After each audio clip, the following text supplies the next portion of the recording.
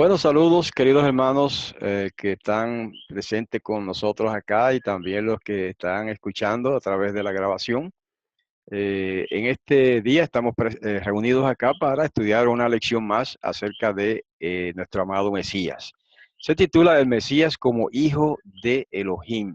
En la primera pregunta que estamos presentando acá, tenemos qué promesa le fue hecha a Judá respecto a uno de su descendencia que se convertiría en el enviado de Yahweh.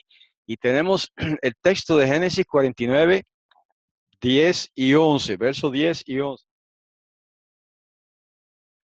Eh, Dice que el cetro no se apartará de ella Judá, o sea, de Judá, ni la vara de gobernante de entre sus pies, hasta que venga Shiloh, y el homenaje de los pueblos será suyo. Él amarra su asna a una viña, el burrito de su asna a una viña selecta, lava sus ropas en vino, su manto en sangre de uvas. Hermanos, este es un pasaje profundo, es un pasaje profético claramente sobre el Mesías, e incluso algunos rabinos antiguos, no los modernos, los rabinos modernos han reinterpretado todas las profecías mesiánicas para evitar que parezca como que se cumplieron en Yehoshua, ¿verdad? En el Nazareno. Pero los rabinos antiguos sí aplicaban estas profecías al Mesías. Esta es una de ellas. Y tenemos este testimonio de eso en el Talmud, claramente. No es este el momento de traer esto a colación, pero lo podremos hacer más tarde, mostrar testimonios escritos del Talmud donde aplican ese pasaje al Mesías. Y fíjense que dice que el cetro no se apartará de Yahudá. Eso quiere decir que Yahudá, o sea, la tribu de Judá, sería la tribu gobernante en Israel. Y eso de la vara de gobernante, pues es lo mismo, ¿no? Es lo mismo, la vara de gobernante o el cetro. Esto es como se llama un endíades. Esto es una figura literaria en la que se repite lo mismo dos veces en palabras distintas. El cetro no se apartará de Yahudá, ni la vara de gobernante, que es lo mismo que el cetro, de entre sus pies. Hasta que venga ¿quién? Hasta que venga Shiloh. Ese es el nombre de un personaje profético. Cuando los rabinos discutían sobre ese punto, en los rabinos antiguos, decían, ¿cómo se llamará el Mesías cuando venga? Uno dijo, se llamará Shiloh, porque, y cita ese pasaje. ¿Eh? Claro, eso no quiere decir que verdaderamente ese iba a ser el nombre literalmente del Mesías. Como cuando se dice que de Yahushua, que se había llamado Emmanuel, no quiere decir que ese tenía que ser el nombre literal oficialmente, ¿verdad? De ese personaje. No, esos son títulos proféticos. Lo mismo pasa aquí. ¿Qué significa Shiloh? Shiloh se dice, perdón, que significa pacificador, porque se relaciona esa palabra con la palabra shalom. Y por lo tanto, esa forma de la palabra Shiloh significaría el pacificador. Lo interesante es que dice que el homenaje de los pueblos será suyo. O sea, en esta profecía está implicado que el Mesías habría de ganarse el favor, la simpatía del pueblo, de otras naciones. Y eso es exactamente lo que ha pasado. Fíjense cómo Yahushua viene, lo proclaman Mashiach, hace sus discípulos, los discípulos o sea, propagan la noticia de que el Mashiach había llegado y prácticamente gente, no todo el mundo, pero gente de todas las naciones lo han aceptado como Mashiach y lo han proclamado como Mashiach y les rinden homenaje, a veces en exceso, ¿verdad? Incluso a veces homenaje en exceso. Cuando digo en exceso, quiero decir que algunos pues lo consideran como Dios, según ellos llaman, ¿verdad? Y no, es como David. David era un Mesías también, y no era Dios. Y la gente le rendía homenaje, le rendía pleitesía, igualmente a este. Y dice que el homenaje es la profecía, ¿verdad? Esto es una predicción. El homenaje de los pueblos será suyo. Ahora, la última parte de ese pasaje, en el verso 11, cuando dice que su manto lavará sus ropas en vino y su manto en sangre de uvas, esto también es un símbolo de batalla o de destrucción, ¿sabe? Um, Quiere decir que otra fase de su ministerio del Mesías sería también castigar a los perversos, a los impíos, y por eso se lo describe como que su manto bañado o teñido de sangre de uvas. Claro, eso quiere decir jugo de uva, ¿verdad? Pero es símbolo de lo mismo.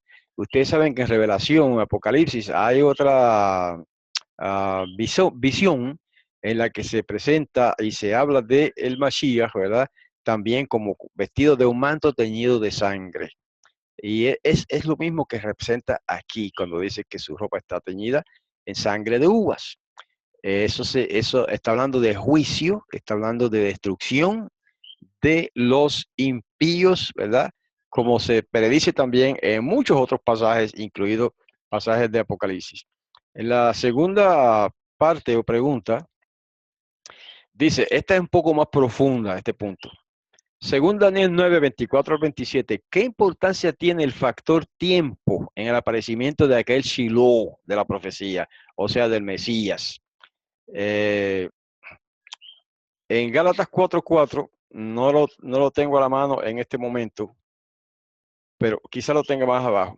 En primer lugar, vamos a leer lo de Daniel 9, 24 al 27. Este pasaje es fundamental y quiero decirles que en el Talmud se discute también este pasaje. Y se implica, es más, se dice claramente en el Talmud que, o se indica que el Mesías tenía que venir antes de la destrucción del templo.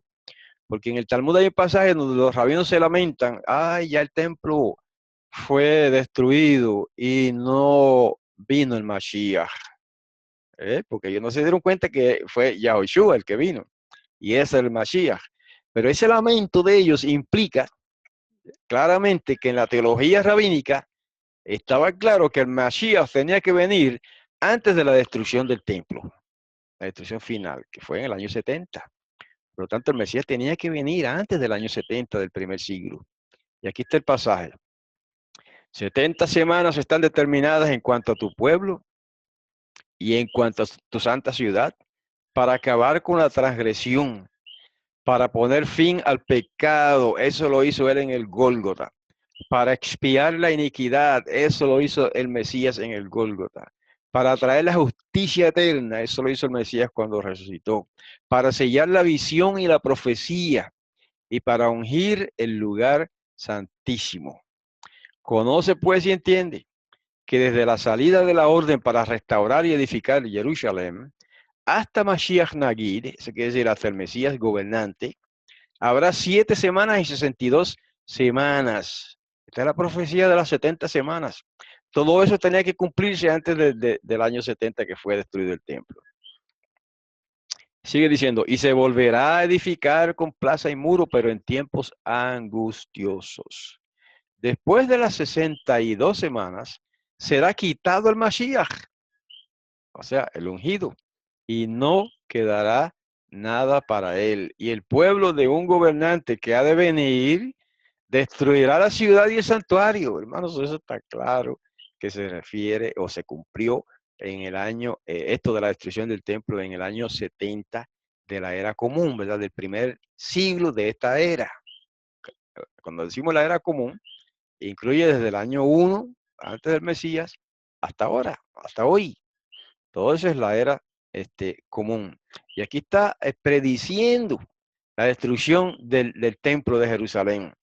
Y no solamente eso, sino que dice que después de las 62 semanas será quitado el Mashiach, el ungido, y no quedará nada de él. ¿Ok? Ahí tenemos, no vamos a abundar mucho en esta profecía. Es una profecía incluyendo su cumplimiento bien compleja.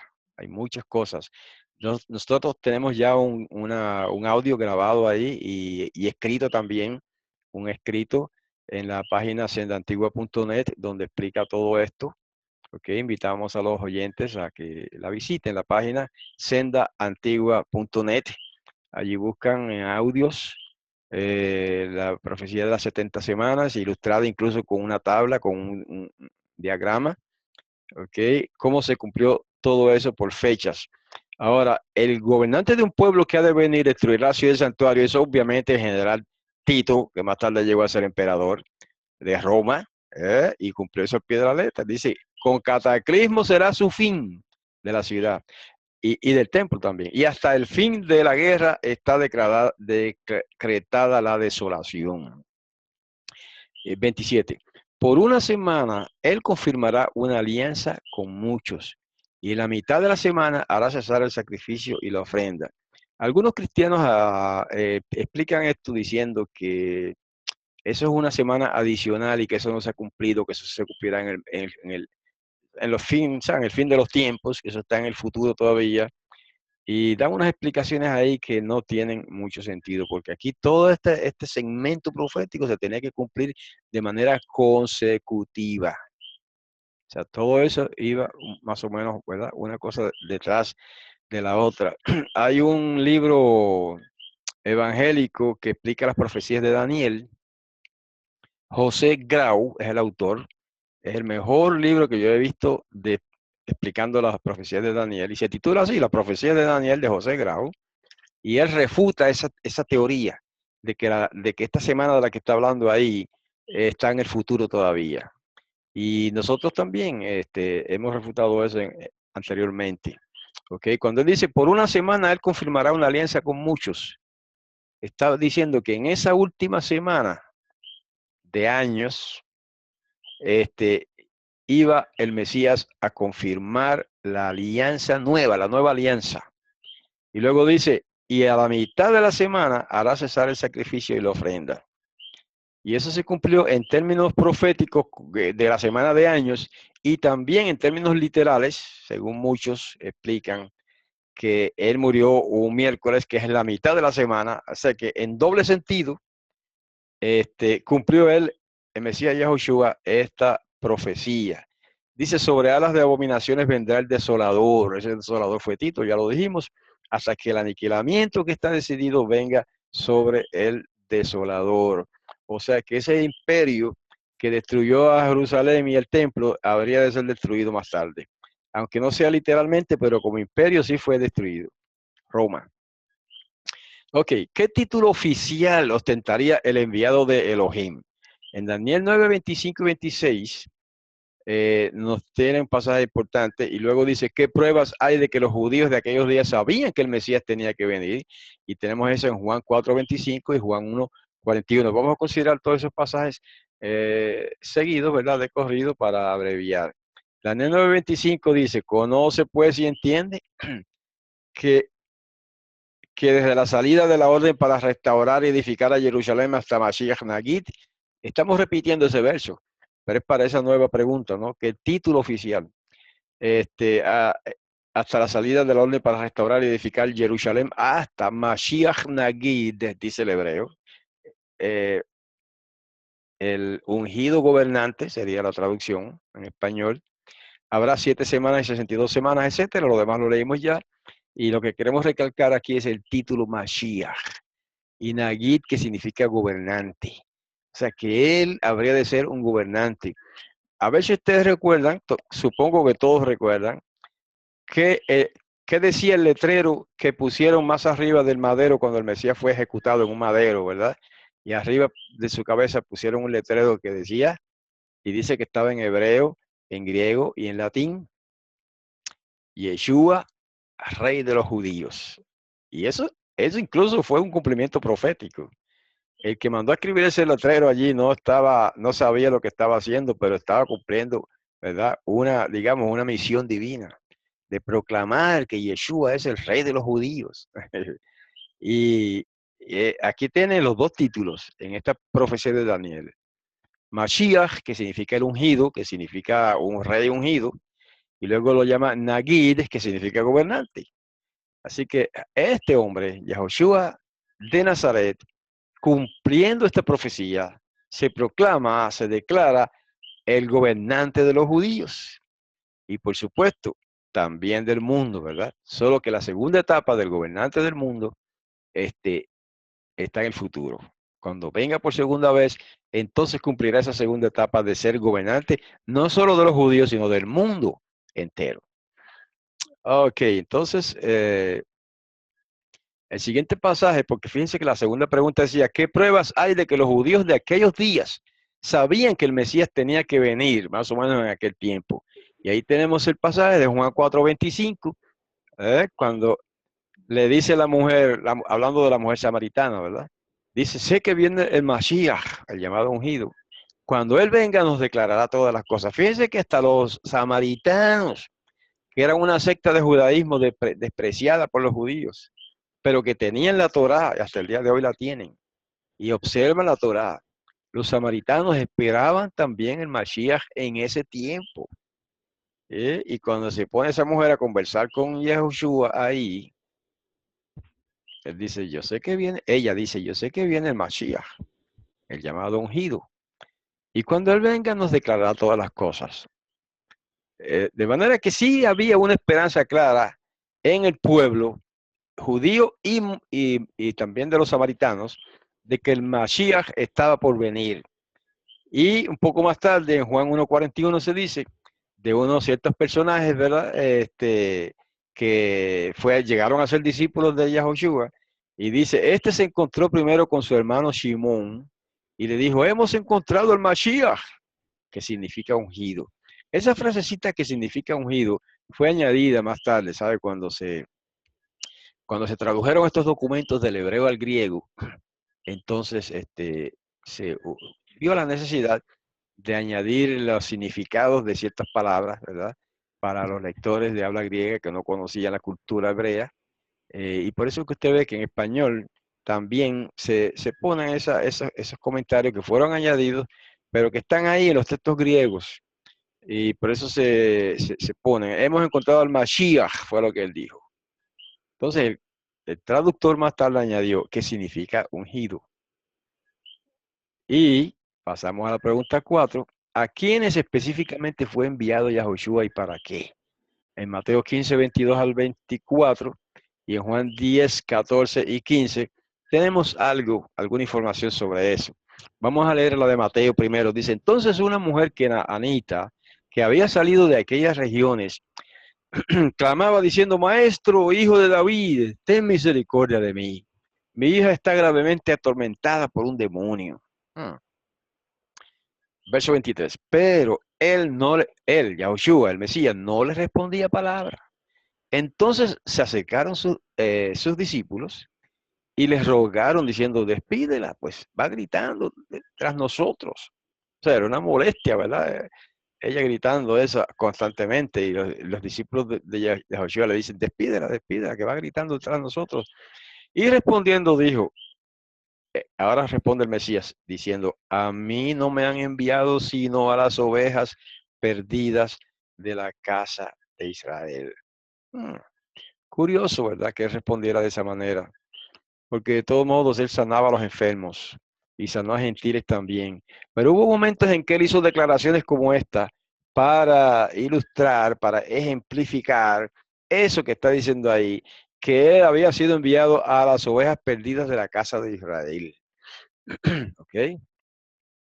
Y que su misión principal en ese momento en que vino por primera vez habría de ser de llevar su mensaje y su obra de sanación a Judá primero y también a otros de las dispersos, ¿verdad? Que han estado dispersos y que en ese tiempo estaban dispersos de las 10 tribus. Siempre se dice las 10 tribus, ¿verdad? Pero en realidad eran 8, porque hubo 2 tribus que se asimilaron a Judá. Pero eso es otro tema. El asunto es que el Mesías, Yahushua, lo indicó claramente, que él vino como su misión primaria o principal a traer la buena noticia de salvación a los israelitas primero, ¿ok? A las ovejas perdidas de la casa de Israel. Eso pues es bien significativo, ¿verdad? En su ministerio. Hay algo más. En Juan 10:14 dice, yo soy el buen pastor y conozco mis ovejas y las mías me conocen. Como el Padre me conoce, yo también conozco al Padre y pongo mi vida por las ovejas. O sea, que Yahushua sabía desde que tuvo conciencia, como adulto al menos, que él iba a morir y que iba a morir por sus ovejas. ¿Y quiénes son sus ovejas? Sus discípulos, sus seguidores, ¿verdad? Ahora él dice, lo interesante de este verso es esto: yo conozco mis ovejas y las mías me conocen. ¿Por qué es importante saber ese detalle? Porque uno pudiera pensar, bueno, si las tribus de Israel han sido esparcidas, fueron dispersas por todas las naciones, ¿cómo es que se va a saber ahora quién es quién? ¿Cómo es que se va a saber quiénes son israelitas o descendientes de israelitas y quiénes no son descendientes de israelitas? Bueno, es que nosotros no tenemos que saber eso, hermano. Ahí es donde está el asunto. Nosotros no necesitamos saber eso. El que necesita saber eso es el Mesías mismo y su padre se lo reveló. Por eso dice él, yo conozco mis ovejas. Él sabe quiénes son los descendientes de las tribus perdidas de Israel. Y por eso a veces los hermanos cuando se allegan a nosotros buscando al conocimiento de la Torá, buscando la luz de la Torá y la luz del conocimiento también de la cultura hebrea, y nosotros le ayudamos. Y una de las cosas que le decimos es eso, hermanos: ¿por qué usted está aquí? ¿Usted sabe por qué usted está aquí? Muchos dicen, bueno, no sé, pero usted está aquí no por elección propia necesariamente, aunque en parte sí. Pero usted está aquí en este movimiento de restauración de las raíces hebreas, primeramente porque el Padre lo ha llamado y está llamando a muchas personas que no saben por qué han llegado aquí. Y aquí, cuando yo digo aquí, me refiero al movimiento de restauración de las raíces hebreas. No solamente la Asamblea de Yahweh, ¿verdad? La Asamblea de Yahweh es uno de varios movimientos de restauración de las raíces hebreas.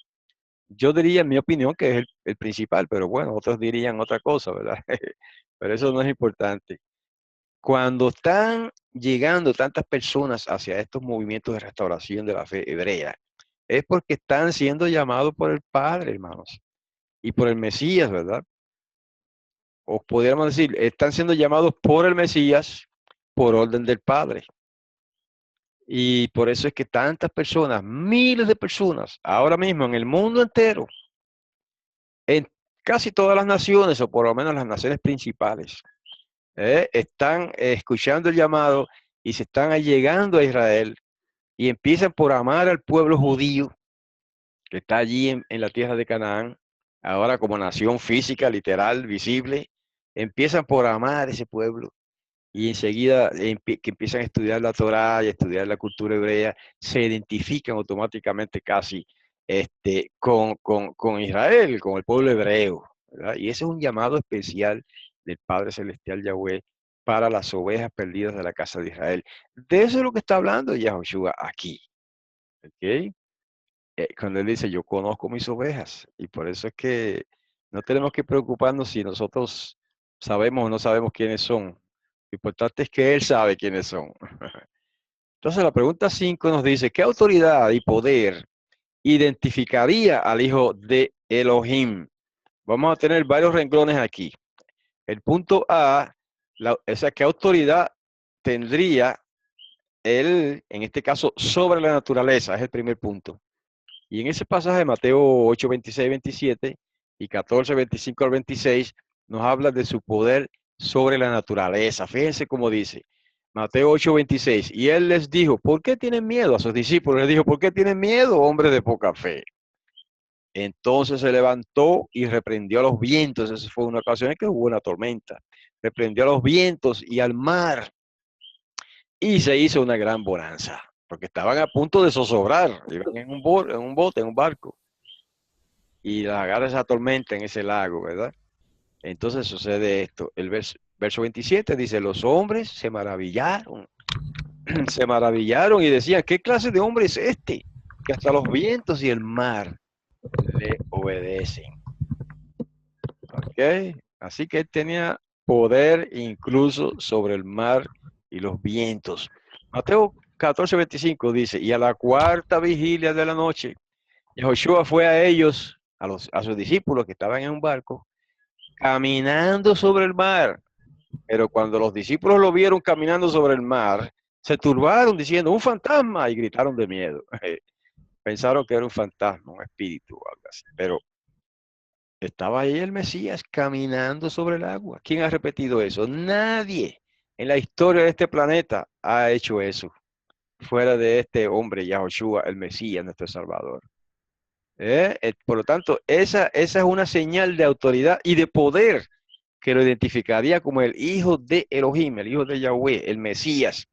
¿Ok? Y eso en cuanto a su poder sobre la naturaleza. Vamos a ver otras señales sobre la vida humana. En esos pasajes que tenemos acá, Lucas 7, 12 al 15, y Juan 6, 7 al 14, y Lucas 5, 18 y 24 al 26, una recopilación, ¿verdad? Breve, lo más breve posible de varios pasajes. Dice Lucas 7, 12, cuando llegó cerca de la puerta de la ciudad, coincidió que llevaban a enterrar un muerto. Eso es importante, un muerto. El único hijo de su madre, la cual era viuda. Bastante gente de la ciudad lo acompañaba. Y cuando el rabí la vio, se compadeció de ella y le dijo, no llores. Luego se acercó y tocó el féretro. Y a los que y los que lo llevaban se detuvieron. Entonces le dijo, joven, a ti te digo, levántate. Entonces el que había muerto se sentó y comenzó a hablar. Y Yahushua se lo entregó a su madre. Ok, ¿cuándo en el judaísmo que tanto hablan en contra de Yahushua, ¿verdad? ¿Cuándo se ha visto en el judaísmo o en alguna otra religión que un profeta de esa religión levante a los muertos? Pues Yahushua lo hizo varias veces. Este es un caso. El otro caso fue de una niña, ¿verdad? Y en este caso de un muchacho, un joven. Nada más que dijo, levántate, y el muerto se levantó. Así que tenía poder también sobre la vida, o podríamos decir sobre la muerte, ¿no? Juan 6, 7 dice, Felipe le respondió, este es el caso en que alimentó una multitud. Felipe le respondió, 200 denarios de pan no bastan para que cada uno de ellos reciba un poco. Esto no leemos los pasajes completos por la brevedad, para la brevedad y también porque son pasajes conocidos por casi todo el mundo. Uno de sus discípulos, Andrés, el hermano de Simón Kefá, le dijo, aquí hay un muchacho que tiene 5 panes de cebada y 2 pescaditos. Pero ¿qué es eso para tantos? El mismo Dios, eso no da para nada, ¿verdad? Había mucha hierba en aquel lugar, así que se recostaron como 5.000 hombres. Entonces Yahushua tomó los panes. ¿Cuántos panes eran? 5. ¿Y cuántos pescaditos? 2. Entonces Yahushua tomó los panes y después de dar gracias al Padre, los repartió entre los que estaban recostados. De igual manera repartió los pescados cuanto quisieran. Cuando se saciaron, le dijo a sus discípulos, recojan los pedazos que han sobrado para que no se pierda nada. Así que los recogieron y llenaron 12 canastas con los pedazos de los 5 panes de cebada que les sobraron a los que comieron. Increíble, hermanos. Pero fue realidad. Porque estos no son cuentos ni leyendas. Estos son relatos históricos que si no hubieran sucedido de esa manera como se escribieron, los judíos de aquel tiempo los hubieran refutado, hubieran rebatido estas pretensiones de los discípulos, pero nadie rebatió eso. Nadie refutó esas cosas que sucedieron. Incluso el Talmud dice que Yeshua hacía milagros usando el nombre del Padre. Y en otro pasaje el Talmud acusa a Yahushua de hacer milagros por medio de la hechicería. ¿Mm? Pero lo interesante es que ellos reconocen que hacía milagros. Eso es lo importante, que hacía milagros.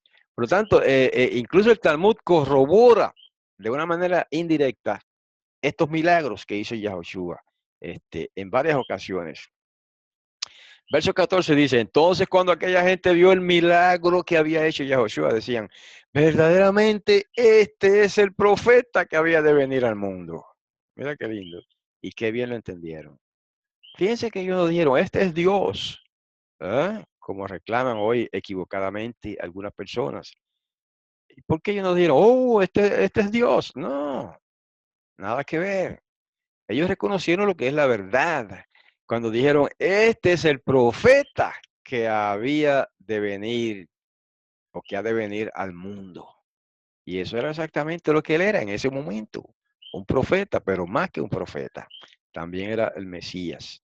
En Lucas 5:18 dice, y en eso unos hombres trajeron sobre una camilla a un hombre que era paralítico y procuraban llevarlo adentro y ponerlo delante de Yahoshua.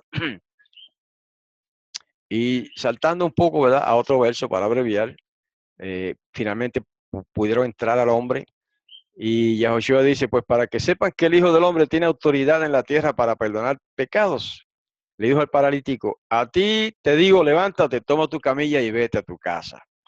Y de inmediato se levantó en presencia de ellos, tomó la camilla en la que estaba acostado y se fue a su casa glorificando a Elohim.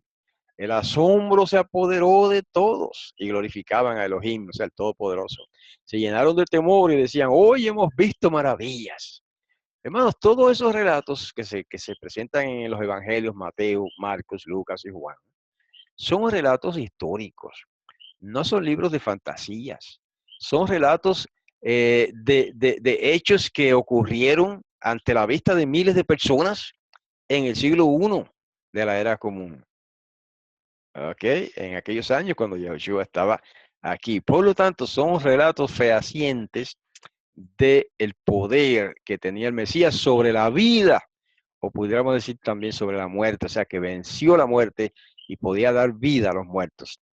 Y como punto C, él tenía poder también sobre su propia vida. En Juan 10:17-21 dice, por eso me ama el Padre, porque yo pongo mi vida para volverla a recibir. Nadie me la quita, dice él, sino que yo la pongo por mi cuenta, fue voluntariamente que se entregó. Tengo derecho de ponerla y tengo derecho de volverla a recibir. Este mandamiento lo recibí de mi Padre. Hubo división otra vez entre los dirigentes yahuditas o judíos a causa de estas palabras, y muchos de ellos decían, tiene un demonio y está desquiciado. ¿Por qué le hacen caso? Otros decían, estas palabras no son las de un endemoniado. ¿Podrá un demonio abrir los ojos de los ciegos? Tremenda pregunta, hermanos. ¿Podría un demonio abrir los ojos de los ciegos, dar vista al ciego y resucitar muertos, como hizo en otros pasajes? O sea que mucha gente aceptó a Yahushua como el Mesías, como por lo menos como un profeta de Yahweh inspirado, mientras los fariseos, mientras los líderes religiosos de aquel tiempo los rechazaron. Ellos eran los que o sea, trataban de refutarlo, ¿verdad? Y rebatir sus enseñanzas. Ok, punto 6. ¿Qué profetizó Yahushua para probar su autenticidad como Mesías? Mateo 12, versos 39 al 40, vamos a leerlo y también vamos a ver cómo se contarían esos 3 días de los que habla ahí y 3 noches.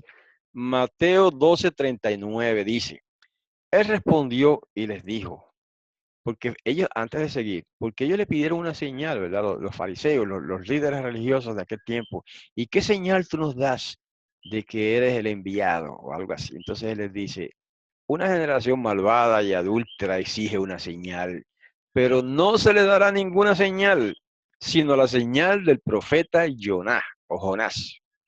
Porque así como Jonás estuvo 3 días y 3 noches en el vientre del gran pez, así estará el Hijo del Hombre en el corazón de la tierra 3 días y 3 noches. Hermano, qué clase de profecía. No vamos a entrar ahora en todos los detalles de esa profecía. Algunos debaten ciertos detalles, ¿verdad? De cuándo fue que se cumplió. Pero eso no es importante en este momento. En este momento no es pertinente entrar en ese debate de si fue miércoles o fue viernes. Eso no, cuando quiera que haya sido, él estuvo 3 días y 3 noches en la tierra. O sea, sepultado en el corazón. Como dice ahí, en el corazón de la tierra. O sea, debajo de la tierra, sepultado. Bueno. Ok, eso es una predicción que estamos leyendo ahí. La pregunta es, ¿se cumplió? Sí, todo el mundo sabe cómo él resucitó a los 3 días. Ok, todo el mundo cristiano lo entiende y otros que no son cristianos, pues tienen que aceptarlo como un hecho porque no hay una evidencia en contra. Aquellos que no creen que el Mesías Yahushua resucitó, que muestren la evidencia de que no resucitó. ¿Cuál sería la mejor evidencia de que él no resucitó? A ver, es cuestión de sentido común. ¿Cuál sería la mejor evidencia de que Yahushua no resucitó, si es que no resucitó? El cadáver, el cadáver. ¿Ah? Busquen el cadáver. ¿Dónde está el cadáver? No está en ningún sitio. En el siglo I, allí en el año 30 y algo, que fue cuando él murió y luego resucitó, ese era el momento de mostrar el cadáver. ¿Eh? Los líderes fariseos no creen que él resucitó, pues muestren la evidencia y traigan el cadáver. Nunca, nadie, jamás ha producido el cadáver de Yahushua. No existe. ¿Por qué no existe?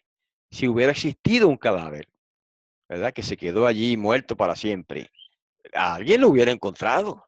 Alguien lo habría encontrado y habrían mostrado, ese era el momento especial para decir, miren, ustedes, esta religión que ustedes empezaron ahí diciendo que este hombre es el Mesías, es un fracaso porque miren el cadáver de él aquí. Nunca pudieron hacer eso. ¿Eh? Entonces, a falta del cadáver, tuvieron que aceptar, bueno, esto es algo especial, algo pasó aquí. Él tiene que haber resucitado. Y por eso es que muchos judíos se convirtieron, hermanos. En el siglo I, cuando se le presentó toda esta evidencia y el mensaje de salvación al pueblo judío, miles de judíos se convirtieron a Yahushua, o sea, aceptaron a Yahushua como el Mesías. En Hechos capítulo 12 menciona de 3.000 personas, más tarde 5.000, y ese número siguió aumentando. Miles de judíos se dieron cuenta que ese hombre, Yeshua o Yahushua, este, es el Mesías porque cumplió las profecías que, por lo menos las que dijo respecto a él, de que se iba a levantar al tercer día después de morir, eso lo cumplió. Y no había manera de refutar eso en el siglo I. Y ahora, pues, menos, después de 2.000 años, menos posibilidad existe de que se pueda refutar eso, ¿verdad? De que él resucitó. Y vamos a considerar el último punto de hoy con esta pregunta: ¿de qué otra manera expresó la seguridad de ser el enviado de Elohim, Yeshua? En Juan 8, Juan 12, 2, perdón, Juan capítulo 2, versos 18 y 19, es lo que vamos a leer. Y cuando habla de un templo ahí, ¿a qué templo se refería? ¿Y cuál fue la reacción de los judíos cuando él habló de eso en los versos 21 y 22? Noten ahora el pasaje. En Juan 2, 18 en adelante dice: los dirigentes de los yahuditas, cuando dice yahudita en la versión israelita nazarena, se refiere a los judíos, ¿verdad? Pero la palabra yahudita es más correcta en este contexto, porque el judaísmo en ese tiempo, esa palabra no se aplicaba a una religión, sino a la gente que vivía en Judá, eso eran los judíos. Por eso la traducción yahudita es un poco más precisa. Los dirigentes de los yahuditas, de los judíos, se intervinieron y le preguntaron: ¿ya que haces estas cosas? ¿Qué señal nos muestras? Ahí está. Otra vez lo mismo. Primero le dijeron esta pregunta: ¿qué señal nos muestras? Y él les dijo lo que ya estudiamos, ¿no? De los 3 días a las 3 noches, prediciendo que él se levantaría de la muerte. Ahora vuelven y le hacen esta pregunta y la respuesta de él, el verso 19 dice: Yahushua le respondió: destruyan este templo y en 3 días lo levantaré. Verso 21 dice: pero él hablaba del templo de su cuerpo. Por eso, cuando fue resucitado de entre los muertos, sus discípulos se acordaron de que había dicho esto y creyeron en la escritura y en las palabras que Yahushua había dicho. Porque él no estaba hablando del templo de Jerusalén. Por eso los líderes judíos malentendieron lo que él dijo. ¿Eh? Y cuando él dijo esas palabras, lo que pasa es que no leímos todo, ¿verdad? Pero ahora resumiendo, cuando él dijo esas palabras: destruyan este templo y en 3 días lo levantaré, ellos dijeron: pero este templo lleva cerca de 40 años construyéndose, ¿eh? Y tú lo vas a reconstruir en 3 días. En primer lugar, él no dijo: yo lo voy a destruir, él dijo: destruyan. Porque una de las acusaciones falsas que se le hicieron cuando lo llevaron a juicio a Yahushua fue de que alguien dijo, es que él dijo que iba a destruir el templo y a levantarlo en 3 días. Eso fue una mentira. Él nunca dijo eso. Él dijo, destruyan ustedes este templo y yo lo levantaré en 3 días. Prediciendo otra vez su muerte y su resurrección. Por eso dice el verso 22, por eso cuando fue resucitado entre los muertos, sus discípulos se acordaron que había dicho esto y creyeron en la escritura y en las palabras que Yahoshua había dicho. ¿Por qué dice la escritura? Porque lo que llaman por ahí el Antiguo Testamento, ¿verdad? El Tanaj, la Mikra, las escrituras hebreas, predecían la muerte del Mesías. En Isaías 53, 52 al final y 53, está esa predicción clarísima de que vendría un siervo de Yahweh ungido y que moriría por su pueblo. Y aunque no lo diga así de clarito, insinúa que habría también de resucitar. En la profecía de Isaías 53 se insinúa, aunque no se diga así de claro, de que no solamente moriría por su pueblo, sino que también se levantaría, y porque dice que luego vería la luz. Es una predicción de la resurrección y que vería descendencia, que son sus discípulos. Entonces, por eso es que ahí dice que creyeron en la escritura, creyeron en las profecías que hablaban del Mashiach y creyeron en el Mashiach, creyeron en las palabras de Yahoshua. Por eso es que se salvaron. Por eso fue que entraron a formar el cuerpo principal y primario del reino de Yahweh. Los primeros discípulos de Yahoshua, que todos eran judíos, estarán con el Mesías, gobernando con el Mesías cuando venga por segunda vez, cuando establezca el reino del Mesías en esta tierra y se restauren y se empiecen a restaurar todas las cosas. Todos esos primeros discípulos judíos de Yahoshua serán los primeros que estarán ahí con él gobernando sobre las naciones. Y luego también todos los demás que vinieron más tarde, ¿verdad? Me estoy mencionando de que esos tuvieron el gran privilegio de verlo, de palparlo, de estar con él y de aceptarlo como Mashiach, como el rey de Israel. Y supongo que tendrán un privilegio mayor, ¿verdad?, que los demás. Aunque hay otro pasaje que dice que más felices son los que vieron, no, los que creyeron sin ver. Quiere decir que ellos creyeron porque vieron los milagros y todo, ¿verdad? Pero nosotros, sin haberlo visto, creemos también en Él. Entonces somos más dichosos, más bienaventurados, más felices, más bendecidos todavía, porque hemos creído sin haber visto los milagros y todo lo que Él dijo e hizo. Ok, entonces hermanos, queridos y amigos, con esto terminamos esta lección de hoy, que es una de las lecciones sobre el Mesías. Y vamos a continuar poco a poco, vamos a estar alternando. Una semana vamos a estudiar sobre el Mesías y la otra semana estudiamos Torah. Y así hasta que terminemos esta serie de 12 o 13 lecciones sobre el Mesías Yahoshua. Les invito a continuar visitándonos, acompañándonos acá en estos estudios, ya sea en vivo acá en la plataforma de Zoom o a través de los videos en YouTube. Lo único que no estamos grabando todas las lecciones, solamente algunas, ¿verdad? Así que los que vienen acá y participan con nosotros, pues tienen un poco más de, digamos, de información. Por lo tanto, me despido de ustedes, queridos hermanos, que estarán viendo este video más tarde. Me despido de ustedes hasta la próxima semana, deseando la bendición del Todopoderoso sobre ustedes, en el nombre de nuestro amado Maestro y Salvador Yahoshua. Hasta la próxima. Shalom.